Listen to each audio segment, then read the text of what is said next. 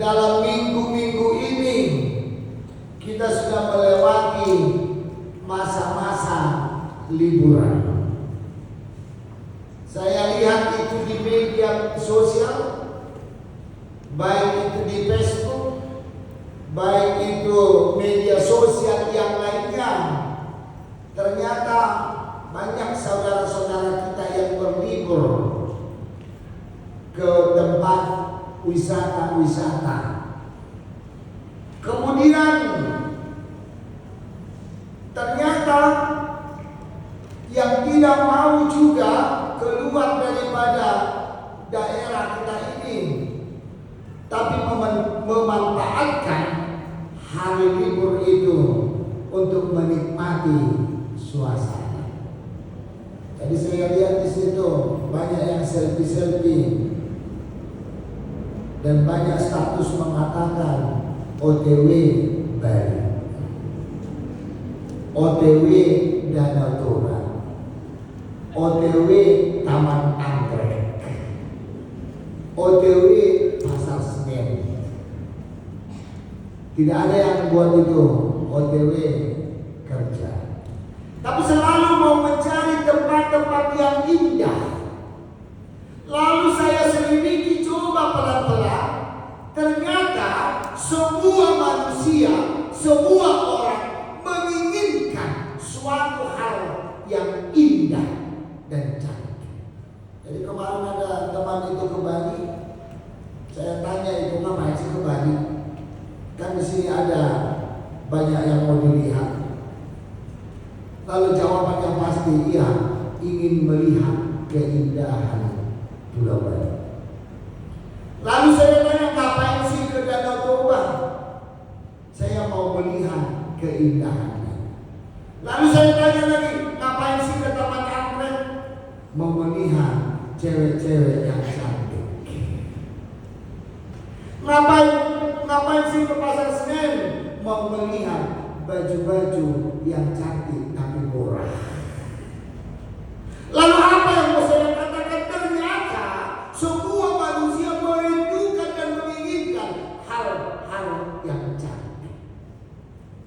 Lalu saya pelajari dari Alkitab, ternyata talenta khusus dari Allah, pemberian khusus kepada manusia, pemberian Allah yang khusus kepada manusia adalah cinta dan suka dan senang melihat yang cantik dan yang indah. Justru itu kelebihan manusia ternyata sebagai ciptaan Allah.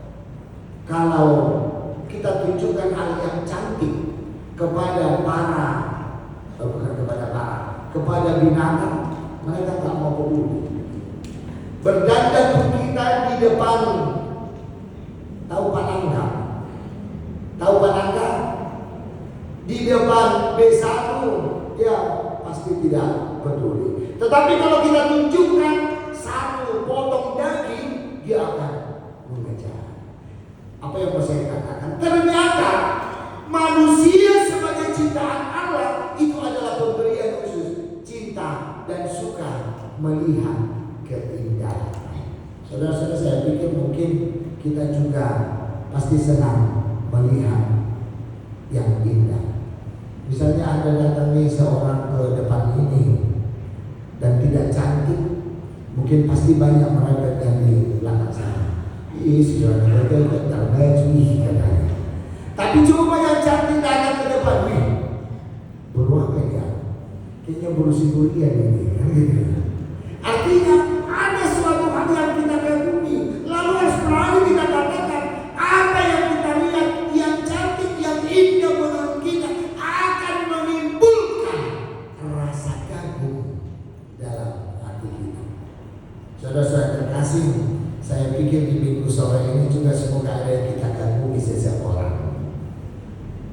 Ada yang kita lihat yang indah, ada yang kita lihat yang cantik. Tapi ingat, dan memang itu pemikiran manusia yang diberikan oleh Allah. Lalu itu membedakan rasa kagum itu ingin dan menimbulkan rasa ingin tahu. Ya nanti mungkin pulang kita, coba kita pelan-pelan melihat para laki-laki, coba pelan-pelan melihat para cewek dan dunia. cewek juga pelan-pelan lihat arah lelakinya, mana tahu ada yang dikagumi. Lalu apa akibatnya? Rasa kagum yang tumbuh dalam kita dengan pikiran yang waras, dengan pikiran yang sehat, pasti ingin mengenalnya.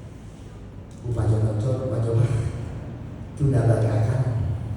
Saya coba dekatkan dulu kepada yang cantik itu. Lalu kita buat itu untuk segala cara agar bisa mengenalinya. Saudara-saudara yang terkasih, tentunya pada awalnya adalah keindahan dan kecantikan yang menimbulkan kekaguman, dan kekaguman itu menimbulkan ingin tahu, dan ingin tahu itu setelah kita tahu ada dua risikonya, menimbulkan cinta dan menimbulkan kekecewaan. Kalau kita lihat dia udah cantik, lalu kita kagumi, lalu kita telusuri, ternyata orangnya baik, ramah, ayu, punya etika, sopan, tumbuhlah cinta. Ketika kita kagumi dia, lalu kita selidiki, ternyata hanya indah dilihat, tangan lakunya nggak pas, ngomong pun kasar sekali, dan dia tidak punya etika, bungkel, buangke, lalu itu.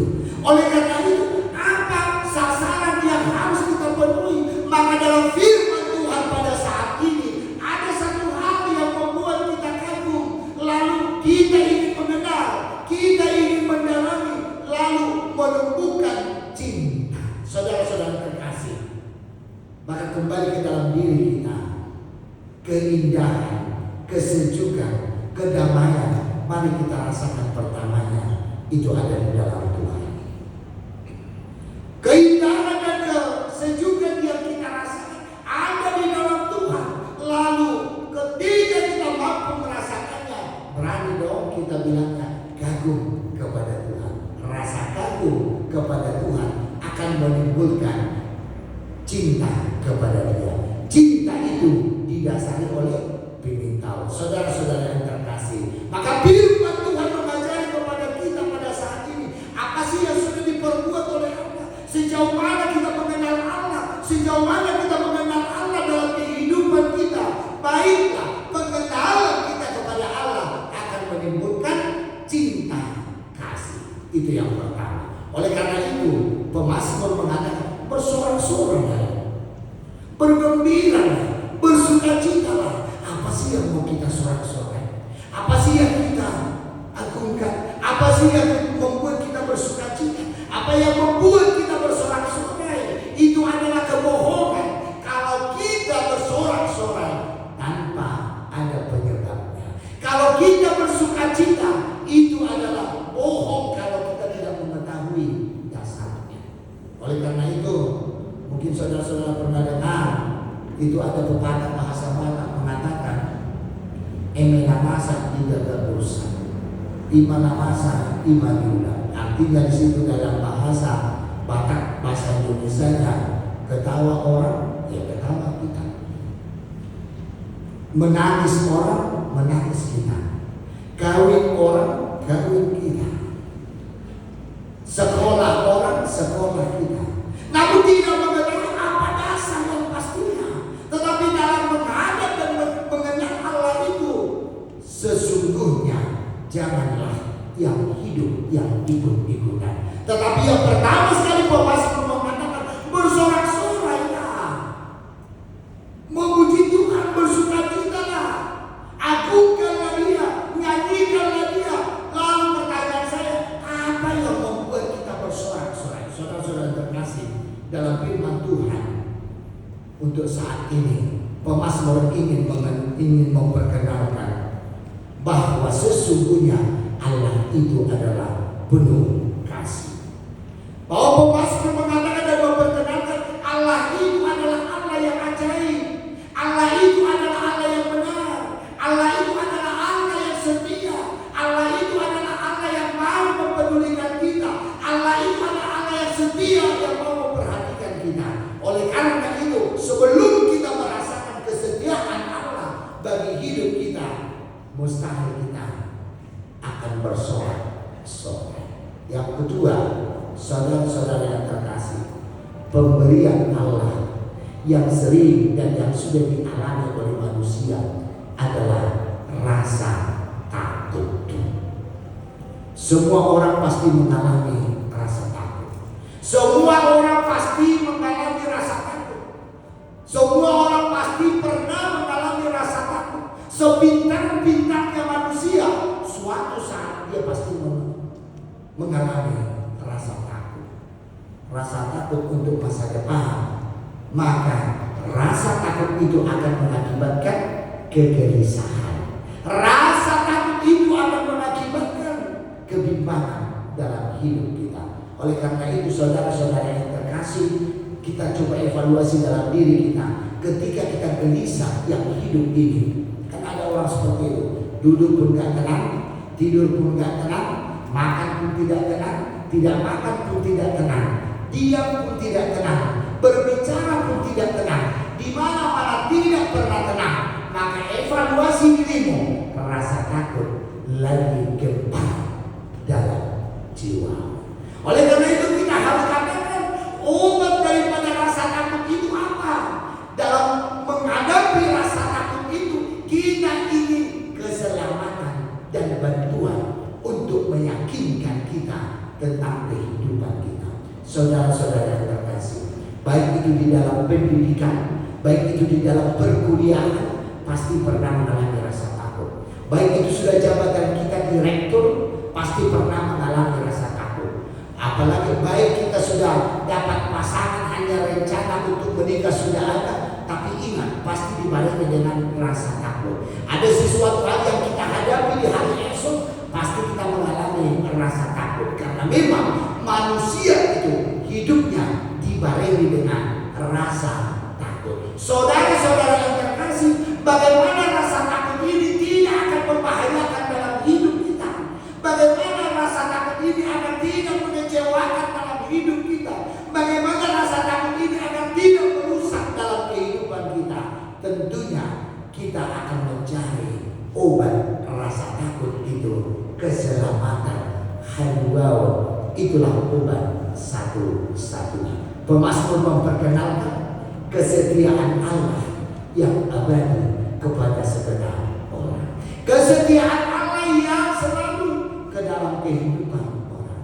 Bahwa manusia akan bisa menerima keselamatan oleh karena kekuatan Allah. Saudara-saudara yang terkasih, maka ketika rasa takut itu ada dalam diri kita, yakinkanlah Tuhan akan mengaturkan segala kehidupan kita. Saudara-saudara yang terkasih, rasa takut itu terjadi karena memang kita tidak mengerti apa yang terjadi di hari esok.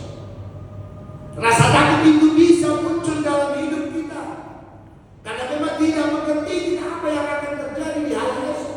Bisa saja saya berencana pada saat ini akan jalan-jalan di hari esok, mungkin nanti sore saya akan meninggal dan mati. Apa yang harus saya katakan? Kemungkinan banyak hal, program-program dan rencana-rencana kita yang gagal, sehingga tidak mengerti dan tidak tahu apa yang akan terjadi di hari esok. Maka sebelum terjadi hari esok, hidup manusia selalu dibarengi dengan rasa takut. Saudara-saudara terkasih, pemazmur mengatakan bahwa rasa takut hanya bisa diobati oleh penyerahan diri kepada Tuhan. Pemazmur memperkenalkan kesetiaan Allah yang menyertai setiap orang. Lalu yang mau dikatakan oleh pemazmur adalah bagaimana kita menerima keselamatan yang dipimpin oleh Allah sendiri. Bagaimana kita menerima keselamatan yang diberikan oleh Allah. Maka dalam firman Tuhan yang mau dikatakan kepada kita, mari kita mengenal Allah itu sebagai obat rasa takut kita. Mari kita kenal bahwa perbuatan Allah, kebaikan Allah menimbulkan rasa cinta kita kepada Tuhan. Saudara-saudara yang terkasih, maka dengan firman Tuhan ini, bagaimana kita semakin dekat dan bagaimana kita semakin berusaha mengenal Allah itu dalam hidup kita. Jangan cuek dengan pemberian Allah, jangan cuek dengan karya Allah, jangan kita tidak mau tahu dengan pemberian Allah, tetapi dalam hidup kita agar kita mampu bersorak-sorai, mari kita pelan-pelan mengenal siapa itu sebenarnya dalam hidup kita. Oleh karena itu, sudah saatnya kita berkenalan dengan Allah. Sudah saatnya kita akan mengenal Allah lebih dalam lagi. Sudah saatnya, inilah saatnya kita berkenalan dengan Allah. Kita tidak mau lagi, tidak mau tahu dengan Allah, tidak mau tahu dengan pemberian Allah, tidak mau tahu dengan perbuatan Allah. Tetapi saatnya pemazmur mengatakan lebih dekat kepada Allah. Oleh karena itu, saudara-saudara terkasih, ketika dia disarankan, ketika disuarakan kepada kita untuk berkenalan kepada Allah, lalu apa yang harus kita kenal dari Allah? Jangan nanti malam dikatakan kita mau kenal kepada Allah, kita buat tangan kita di kamar itu, kenalan dengan Tuhan, si Kurian tentang saya. Lalu bukan demikian, tetapi pengenalan kepada Allah. Lalu pemazmur mengatakan, ketahuilah bahwa Tuhanlah Allah, Dialah yang menjadikan kita dan punya Dialah kita.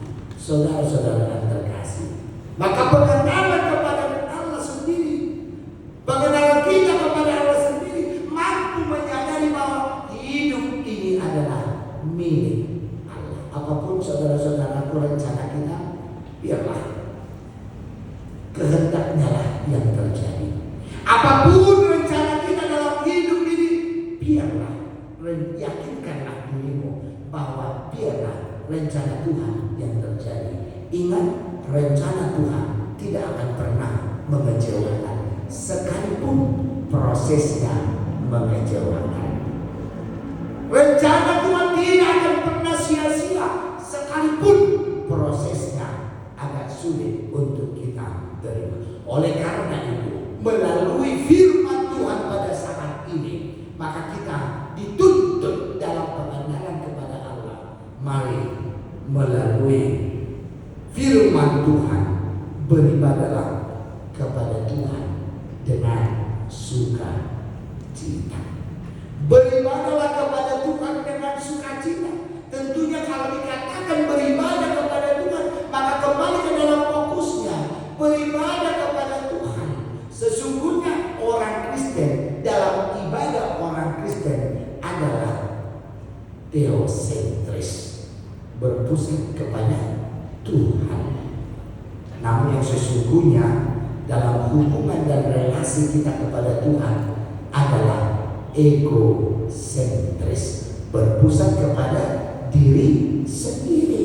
Maka di dalam relasi kita, di dalam hubungan kita kepada Tuhan, sering kita memaksakan kehendak sendiri terhadap Tuhan. Maka sering kita mengikuti paham egosentris. Namun dalam kekristenan kita harus teosentris, berpusat kepada Tuhan. Saudara-saudara terkasih, kehadiran kita ini juga kenapa?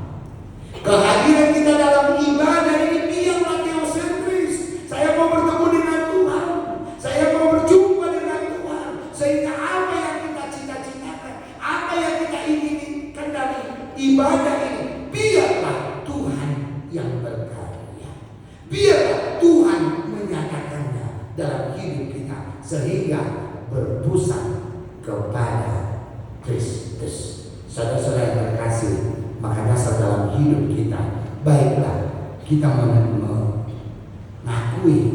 dalam ibadah itu, biarlah kehendak Tuhan yang kita pikirkan. Sekarang kita ingin mengenal Allah, lalu berusahalah mengenal Allah, berusahalah mengenal dalam hakikat Allah, berusahalah mengenal Allah, sehingga dalam kehidupan kita, dalam hidup ini, mari kita belajar apa sih kehendak Allah. Itulah yang berkenalan dengan Allah. Jadi pengenalan kita kepada Allah tidak hanya sebatas kenal fisik, tidak sebatas pengenalan nama saja, tetapi mau berkenalan dengan Allah harus mengetahui apa kehendak Allah dari hidup kita, apa kehendak Allah dalam hidup kita, sehingga itulah yang disebut dengan teosentris. Ketika hidup kita berpusat kepada Allah, segala pekerjaan kita, segala aktivitas kita, segala usaha kita, biarlah kita lakukan itu, tetapi memikirkan kehendak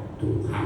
Saudara-saudara yang terkasih, dengan demikian kita semakin nyata nantinya mengenal bahwa kasih Allah yang penuh dengan kesetiaan, kasih Allah yang penuh dengan kesetiaan, yang selalu menyertai kita senantiasa, sehingga rasa cinta kita kepada Tuhan semakin kuat dan rasa takut yang membarengi hidup kita semakin pelan-pelan hilang dan punya kepasrahan dan penyerahan diri. Saudara-saudara yang terkasih, satu hal yang mau saya katakan, jangan serahkan dirimu bagi orang yang tidak kau kenal. Jangan menyerahkan dirimu kepada sesuatu yang belum kau kenal. Jangan serahkan dirimu kepada hal-hal yang tidak kau kenal. Sudah zamannya sekarang dan sudah banyak istilah mengatakan toema nama ulun hepeng do mengatur selalu. Benar, tetapi ingat, jangan buat uang mengatur hidupmu. Tetapi sekalipun uang itu sangat bermanfaat dalam hidup kita, tetapi Tuhan memberikan kebijaksanaan, Tuhan memberikan hikmat kepada kita. Biarlah manusia yang punya hikmat itu mengatur uang. Oleh karena itu mari kita tolak bahwa uang yang mengatur perjalanan hidup kita. Saudara-saudara yang terkasih, maka bisa kita katakan dengan situasi-situasi masa silam, masa lalu 2 tahun sudah kita jalani masa-masa COVID. Lalu apa yang mau harus kita ambil hikmahnya? Sekarang ini sudah kita berlalu dari masa-masa COVID dengan adanya vaksin. Tetapi apa yang harus kita ambil hikmahnya? Tentunya kita harus berani berbicara pada saat ini. Sesungguhnya bukanlah uang yang mengatur kehidupan kita. Kenapa? Pada saat itulah kita mampu mengenal ternyata kematian COVID yang sudah kita alami tidak mengenal harta orang. Karena banyak orang kaya yang sudah mati kena COVID. Banyak orang miskin juga yang mati kena COVID. Oleh karena itu kita tidak bisa katakan itu. Lalu kehidupan kita ini hanya menyerahkan diri ke dalam nama Tuhan. Dan memang tugas yang utama kehidupan kita, mari mengenal kehendak Allah sehingga kita mampu untuk menyatakan bersorak-sorailah. Oleh karena itu saudara-saudara yang terkasih, jangan bersukacita kalau tidak ada dasarnya. Jangan bersorak-sorai kalau tidak ada penyebabnya. Jangan kita tertawa kalau kita tidak ada sebabnya. Tetapi bersorak-sorailah, bersukacitalah. Pemasmur katakan sebab Allah itu baik. Oleh karena itu apa yang mau kita katakan? Jangan hanya dengan informasi dong. Allah itu baik. Jangan hanya mendengar gosip. Allah itu baik. Jangan seperti apa yang kita dengar dari orang lain. Ternyata dia itu baik rupanya. Dari mana kau tahu? Kata dia. Kan gitu. Kebenarannya kita tak tahu. Sehingga gosip sering terjadi. Ternyata dia sangat jahat. Dari mana kau tahu? Itulah yang beredar sampai sekarang ini. Itulah yang viral sampai sekarang ini. Kita sering mengakui hal seperti itu, sehingga hidup kita di tengah-tengah dunia ini sering dibarengi dengan negatif thinking. Ingat, ketika kita berpikir negatif terhadap orang lain, hidup kita akan semakin rusak. Tetapi ingatlah bahwa bukanlah demikian yang dikatakan pemazmur. Kalau pemazmur katakan Tuhan itu baik, Tuhan itu sungguh setia, Tuhan itu penuh dengan kasih, maka tugas kita sekarang ini, mari kita kenal bagaimana kebaikan Allah sebenarnya dalam hidup kita. Pelan-pelan, naik-naik, mari kita lihat kebaikan Allah dalam hidup kita. Maka pemazmur mempunyai alasan mengatakan bersorak-sorailah, bersukacitalah. Tetapi ada dasar untuk bersorak-sorai. Pemazmur katakan Tuhan itu baik. Saudara-saudara terkasih, tugas kita dalam hidup ini sesuai dengan firman Tuhan. Jangan sembarangan bersorak-sorai kalau kita belum mengenal kebaikan Allah dalam hidup kita. Dan memang kalau Allah sudah baik dalam hidup kita, jangan pura-pura tidak tahu dengan kebaikan Allah sendiri. Sehingga hidup kita yang egosentris, yang selalu mengandalkan keegoisan kita sendiri, sering kita katakan Allah itu tidak baik. Perbuatan Allah tidak ada dalam hidup kita. Tetapi ketika kita belajar dalam hidup ini menjadi teosentris, mempelajari kehendak Allah, adalah orang-orang yang sungguh merasakan kebaikan Allah. Oleh karena itu saudara-saudara terkasih, maka kekuatan Allah, kebaikan Allah, mari kita pelajari dan mari kita pelan-pelan menghitung bagaimana Tuhan berkarya dalam hidup kita. Maka kita akan menuju ke dalam satu pemahaman yang pasti tentang siapakah Allah itu sebenarnya dalam hidup kita. Pemasmur katakan kebaikan Allah yang luar biasa. Allah itu baik, maka mari kita buktikan itu dalam kehidupan kita, kenalan dan mengenal lebih dalam lagi tentang Allah. Saudara-saudara terkasih, tidak akan bisa kita mengenal Allah lebih dalam ketika kita tidak bersahabat dengan Dia. Kita tidak akan bisa mengenal Allah lebih dalam dari Dia ketika kita tidak mau lebih kenal, lebih dekat kepada Allah. Maka tugas kita sekarang mengenal dan lebih akrab, lebih akur, lebih dekat kepada Allah, sehingga kita mampu mengenal kebaikan Allah dan apa kehendaknya. Maka pemasmur katakan bersorak-sorai, bersukacitalah dalam kehidupan kita. Dasar yang utama, sebab Dia baik. Dan maka kita harus memahaminya bahwa rencana Allah tidak akan pernah mengecewakan. Perbuatan dan karya Allah tidak akan pernah sia-sia, sekalipun prosesnya akan sulit untuk kita jalani. Tetapi yakinkan dirimu, Allah yang baik memberikan segala sesuatunya apa yang kita butuhkan dalam hidup ini.